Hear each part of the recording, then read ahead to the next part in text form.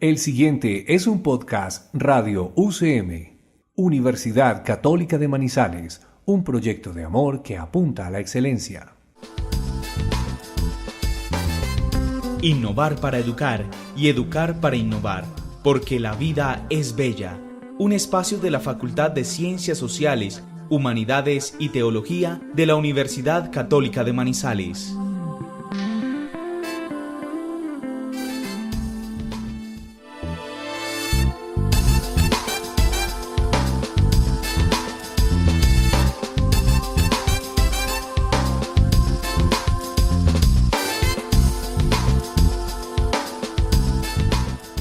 Hola, bienvenidos a nuestro programa La Vida es Bella, un programa de la Facultad de Ciencias Sociales, Humanidades y Teología. Juan Guillermo, ¿cómo estás? Muy bien, estoy muy bien y muy emocionado con el invitado que tenemos el día de hoy. Bueno, pues hoy saludamos vía Skype nada más y nada menos que a Monseñor Guy Real Thivierge. ¿Lo he pronunciado bien, Monseñor? Más o menos. Más o menos. Está muy bien así, está muy bien. Bueno, pues, Monseñor, bienvenido a nuestro programa. Muchas gracias. Vamos a presentar entonces a Monseñor. Luisa, ¿te parece? Bueno, pues, Monseñor se graduó de la École Pratique des Hautes Études de París, obtuvo la licenciatura en Sagrada Escritura y el doctorado en Teología Dogmática en Roma, enseñó Antropología Cristiana y Cristología en Canadá y en Roma, y desde el año 1994 fue director del Centro Coordinador de la Investigación de la Federación Internacional de Universidades Católicas, donde también fue secretario general del 2001 al 2016. Es consultor de la Congregación para la Educación Católica desde 2004 y en la actualidad es miembro del Comité Directivo de la Agencia de la Santa Sede para la Evaluación y la Promoción de la Calidad de las Universidades y las Facultades Eclesiásticas. En el 2010, después de 6 años en el cargo, fue nombrado presidente emérito del Centre International Catholique de Coopération avec l'UNESCO. Es además secretario general de la Fundación Gravissimum Educationis. Muy bien, entonces después de esta presentación, de nuevo agradecer a Monseñor por atendernos en esta llamada. Sabemos pues que es una persona muy ocupada y bueno, pues ante todo pues muchas gracias. Monseñor, comencemos con nuestra primera pregunta, si le parece. Hace un poco más de 50 años, el 28 de octubre del 2015, estamos hablando del aniversario de la promulgación de la Declaración Gravissimum Educationis. El Santo Padre Francisco ha erigido con un quirógrafo la fundación homónima. ¿Cuál es el significado de este acto, de que el Santo Padre haya erigido esta fundación? Muy bien, me parece sumamente importante precisar bien estas cosas, de entrada. El 28 de octubre del 2015, el Santo Padre Francisco,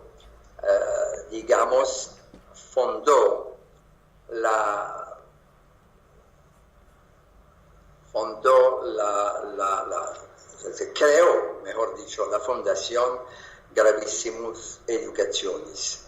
Exactamente como usted mencionaba, 50 años después de la promulgación del documento de Vaticano II sobre la educación cristiana.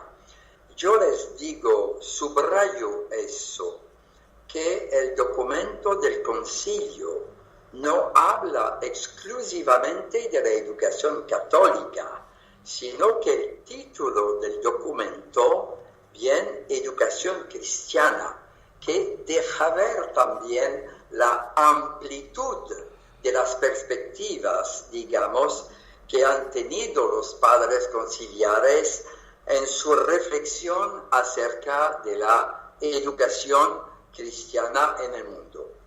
Entonces, ¿por qué crear 50 años después? ¿Por qué crear una fundación? Precisamente la idea tanto de la Congregación para la Educación Católica, es decir, el Ministerio de Educación del Vaticano, donde se ubica la Fundación Gravissimum Educationis, porque aquí estamos en el contexto del Ministerio de Educación del Vaticano y por lo tanto la idea era precisamente relanzar 50 años después, digamos, la reflexión, el entusiasmo también acerca de la importancia de la educación en general, de la educación cristiana y de la educación católica.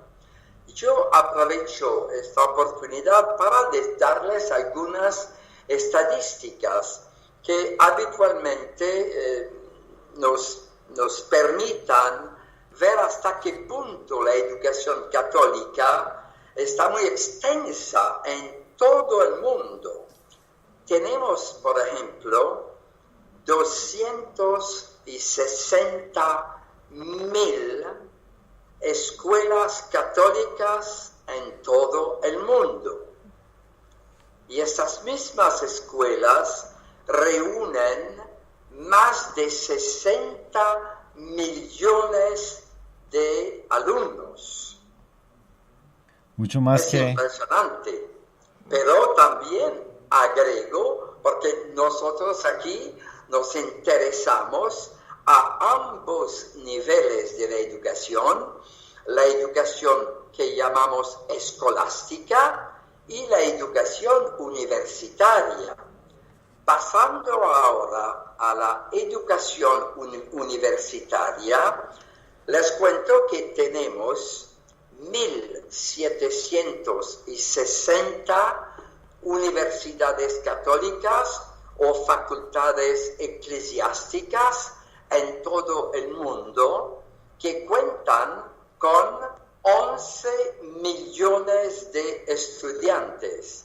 Eso les da una idea, naturalmente, de la amplitud del panorama educativo cristiano y católico en el mundo. De ahí, naturalmente, la importancia para la Iglesia, la importancia que demuestra la Iglesia católica para la formación, para la dignidad humana, para la libertad, pero también para la formación de las jóvenes y menos jóvenes generaciones. Esos son datos que permiten naturalmente visualizar rápidamente el contexto global en el mundo.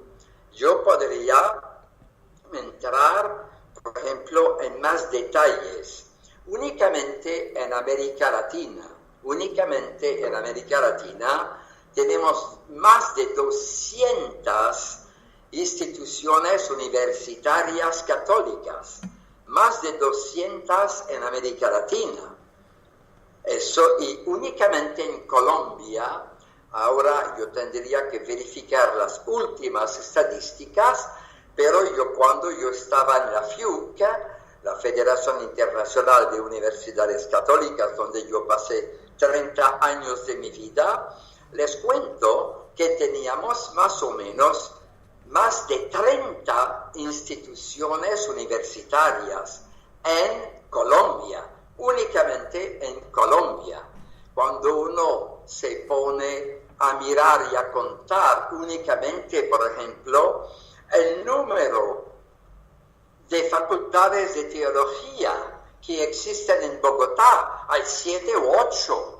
Por supuesto que acerca de eso podemos reflexionar mucho, pero son datos factuales y datos importantes. Otro dato que yo quisiera comunicarles para poder medir un poco lo que significa la educación católica en el mundo. En un país, por ejemplo, como la Indonesia es la masa musulmana más importante en el mundo.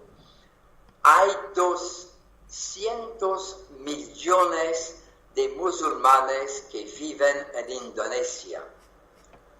A pesar de todo eso, En la Indonesia hay 13 universidades católicas, de las cuales 2 son sumamente importantes, digamos, como universidades completas, incluyendo también facultades de medicina. Entonces, así ustedes pueden ver que como universitarios católicos, como ustedes pertenecen a una inmensa familia, digamos, familia de estudiantes católicos, cristianos y católicos en el mundo. Yo quisiera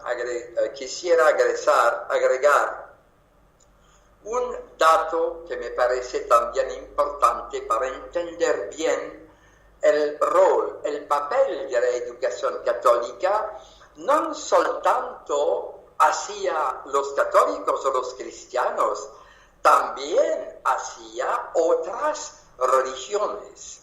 Yo citaba, por ejemplo, la Indonesia. En Indonesia, les cuento que tenemos globalmente en nuestras instituciones más o menos 65 a 70% de los estudiantes que son musulmanes. Y a pesar de eso, ellos vienen a estudiar con nosotros. Eso es sumamente interesante notar eso, precisamente porque uno se da cuenta hasta qué punto una educación de calidad, una educación, como decía, de calidad, puede atraer a los estudiantes. El objetivo de las universidades católicas en Indonesia no es la conversión de los musulmanes, no. Lo más importante es que los musulmanes sean mejores musulmanes, sean personas formadas mejor, personas que pueden entrar en dinámicas de diálogo intercultural e interreligioso al interno y hacia afuera del país. ¿Usted me escucha? Perfecto, le escuchamos muy bien, monseñor. En este momento le escuchamos bien. Porque antes yo estaba perdiendo un poco la voz. Sí, le perdimos por un momento, pero ya le escuchamos muy bien. Monseñor, una claridad acá para precisar. Entonces hay estos 11 millones de estudiantes universitarios, sí, son adicionales a los 60 millones de estudiantes, digamos, escolástico. El estudiante escolástico sería aquí lo que llamamos el colegio preuniversitario, antes del nivel universitario. Excelente. Bueno, monseñor, usted es el secretario general de la Fundación Gravissimum Educationis. ¿A qué se dedica la fundación?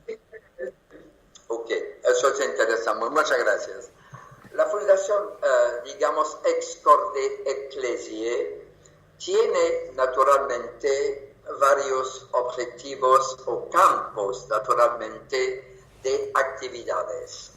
Nosotros nos interesamos en prioridad, naturalmente, a la investigación, pero un tipo de investigación que mira también a los cambios a nivel de formación y cambios también a nivel social.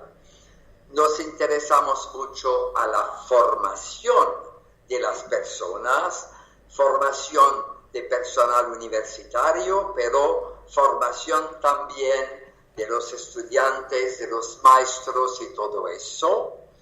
Y hay otros objetivos complementarios que para nosotros son muy importantes.